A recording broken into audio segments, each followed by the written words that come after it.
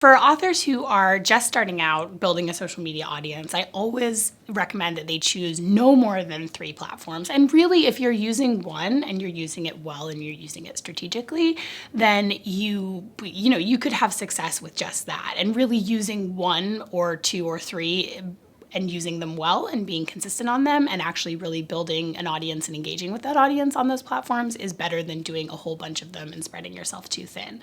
So, a question I get from authors a lot is, well, what's the best social media platform, or which one should I be using? And there is no one size fits all answer here. So I work with authors across the spectrum. So I work with novelists, I work with cookbook authors, I work with business authors, I work with nonfiction authors who are subject matter experts, but not necessarily primarily writers.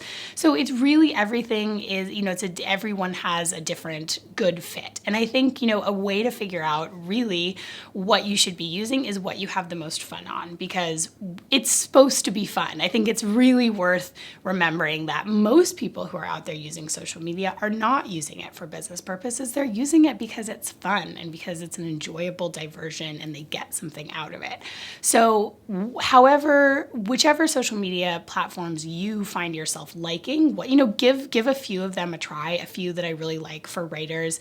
I love blogging, even though it's a very sort of old school type of social media. It's still the best place to really give, to go into a little bit more thoughtful content. You can write something that's 500 to 700 words and you can really, share your voice and really, do all of those things that you're doing with your writing in a sort of shorter format. But it's still a conversation. There's still a comment section.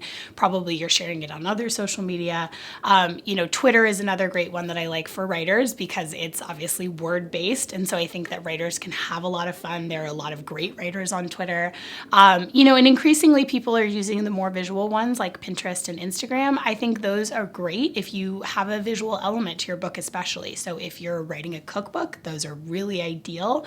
If you're writing about fashion or something like that. But I think even so, I've seen novelists who are great on Instagram and, they take pictures of what they're reading and take little pictures of their writing desk and their setup. And so really anything that you have fun with can be a good choice. Thank you for listening. Please review our other available content for help writing, publishing, and marketing your book. If you have any questions about the Author Learning Center, please contact us by email at authorsupport@authorlearningcenter.com.